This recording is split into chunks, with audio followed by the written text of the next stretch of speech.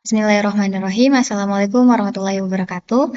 Perkenalkan, nama saya Syalsa Ananda dengan NIM S1S1 23052 dari jurusan Teknik Informatika Fakultas Teknik Universitas Halu Oleo.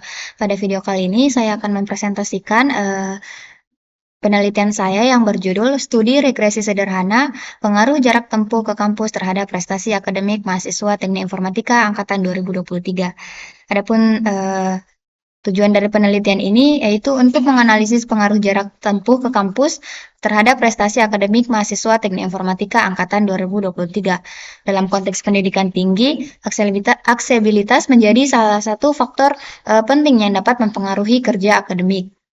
Adapun kenapa saya mengangkat judul ini, itu dikarenakan bahwasanya isu jarak tempuh ke kampus merupakan salah satu faktor yang dapat mempengaruhi prestasi akademik mahasiswa. Banyak mahasiswa menghadapi perjalanan jauh untuk mencapai universitas yang sering kali berdampak negatif pada waktu belajar, tingkat kelelahan, dan motivasi belajar. Nah, penelitian ini diperkuat oleh penelitian yang dilakukan di studi di Gulf Medical University oleh Jamie et al. Pada tahun 2022 menemukan bahwa mahasiswa dengan waktu tempuh lebih dari 60 menit cenderung mengalami penurunan prestasi akademik, peningkatan stres, serta gangguan kesehatan fisik seperti kelelahan dan gangguan tidur yang secara langsung mempengaruhi indeks prestasi mereka. Selain itu, durasi perjalanan yang lebih lama seringkali menyebabkan berkurang waktu belajar, sehingga berdampak negatif pada produktivitas akademik. Penelitian juga ini mengungkapkan adanya korelasi antara jarak tempuh yang panjang dengan peningkatan tingkat kelelahan dan risiko kecelakaan yang dapat mengganggu konsentrasi dan komitmen akademik. Kemudian ada juga penelitian oleh Waode Eli tahun 2021 juga menemukan bahwa jarak tempuh siswa ke sekolah berpengaruh terhadap prestasi belajar. Penelitian ini menemukan bahwa terdapat pengaruh positif antara jarak tempuh dengan prestasi belajar. Meskipun kontribusinya hanya sebesar 3%, hal ini menunjukkan bahwa meskipun jarak tempuh mempengaruhi, ada banyak faktor lain juga mempengaruhi prestasi akademik siswa. Temuan ini mempertegas pentingnya memahami dampak perjalanan jauh terhadap prestasi mahasiswa, sehingga universitas perlu mempertimbangkan faktor ini dalam merancang kebijakan yang mendukung kesejahteraan dan pencapaian akademik mahasiswa. Adapun jenis penelitian saya yaitu metode kuantitatif, dan lokasi dan waktu penelitian yang saya gunakan itu sekitar 2-3 hari untuk penulis mendapatkan data yang cukup untuk menulis penelitian ini.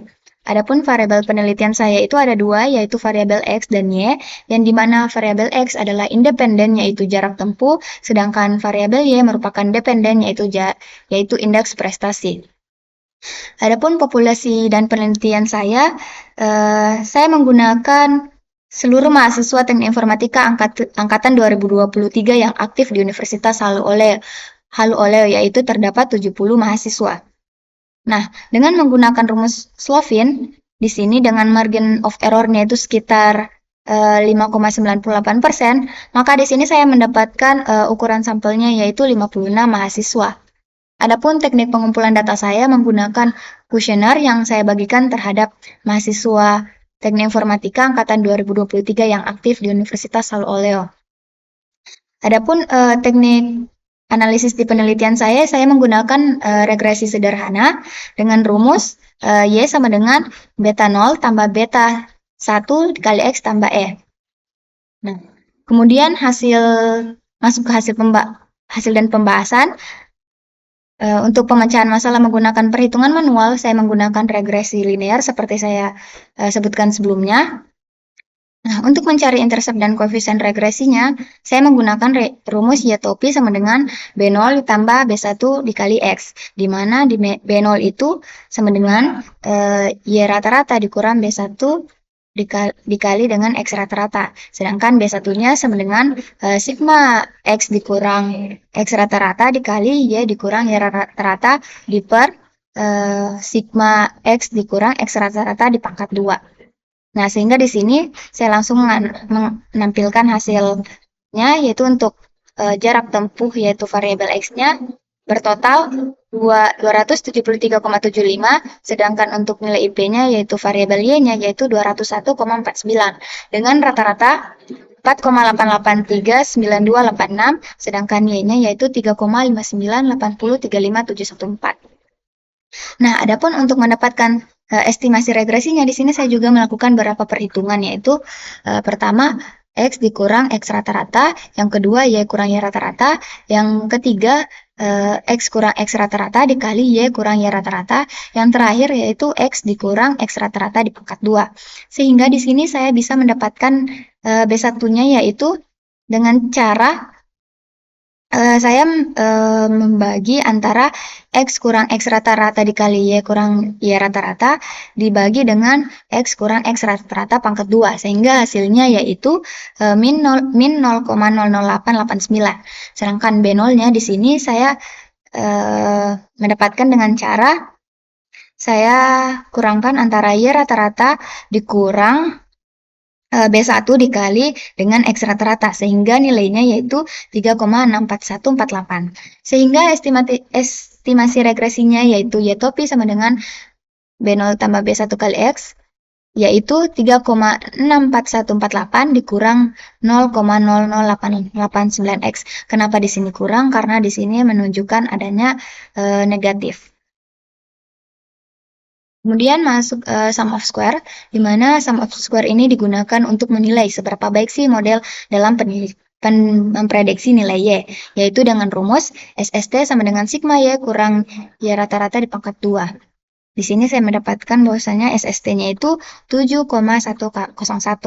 Selanjutnya adalah mencari sum of error-nya yaitu SSE, yang digunakan untuk menilai kesalahan dalam prediksi model regresinya dengan rumus sigma E pangkat 2 atau dengan sigma Y kurang Y topi pangkat 2. Di sini saya mendapatkan nilainya yaitu 7,056.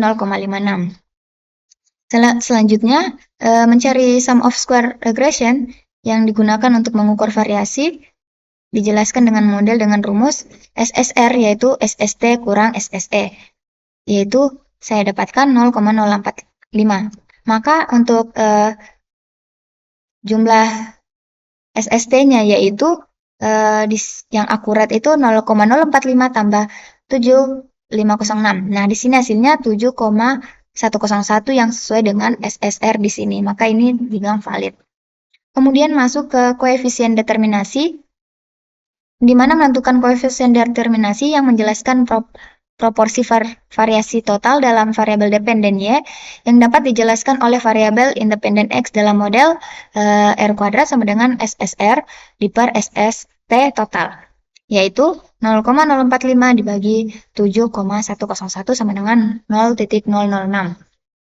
Kemudian kita tentukan koefisien relasinya, di mana koefisien korelasi digunakan untuk mengungkapkan derajat atau kekuatan hubungan linear antara dua variabel dengan rumus R kuadratnya tadi yaitu 0,006. Kalau ini kita hilangkan kuadratnya menjadi 0,007.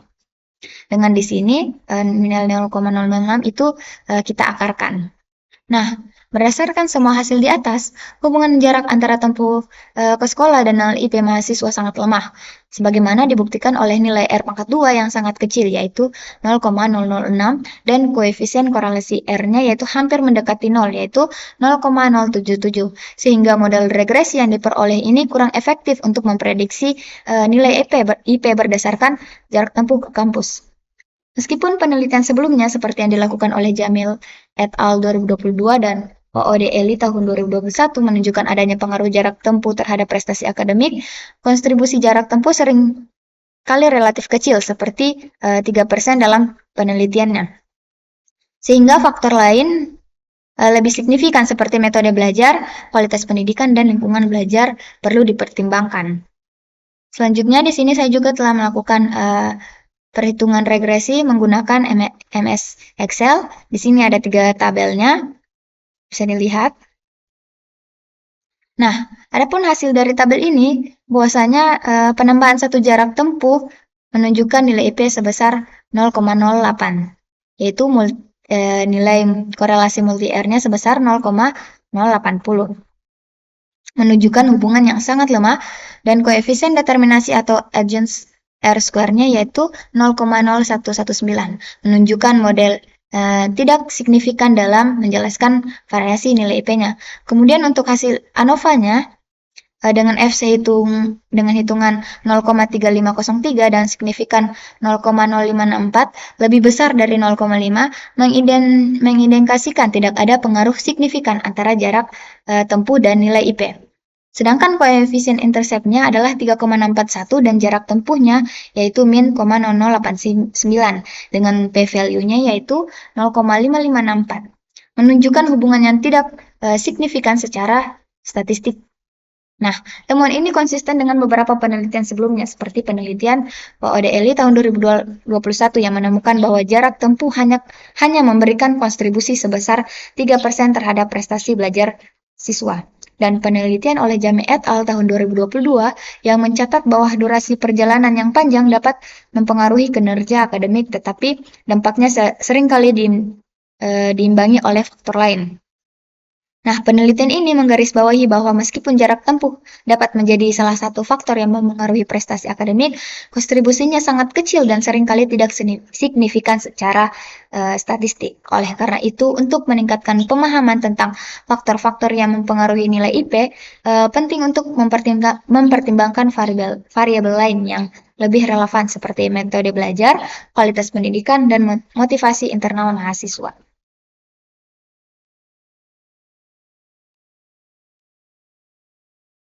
Nah, di sini tadi saya mendapatkan persamaan regresinya, di mana nilai interceptnya yaitu 3,641 dan jam belajarnya yaitu 0,04, sehingga interceptnya itu 3,641 dan ini jarak tempuh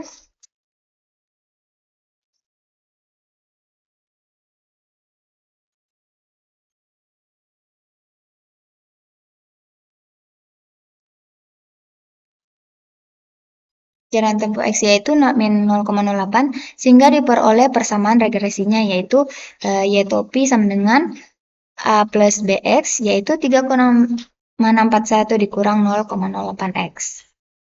Nah, sehingga perhitungan manual saya dengan perhitungan MS Excel saya itu sama. Sehingga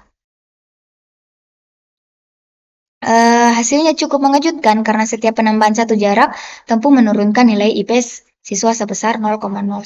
Hal ini menunjukkan bahwa pernyataan para ahli yang menyatakan bahwa jarak tempuh berpengaruh signifikan terhadap hasil akademik tidak terbukti dalam analisis ini.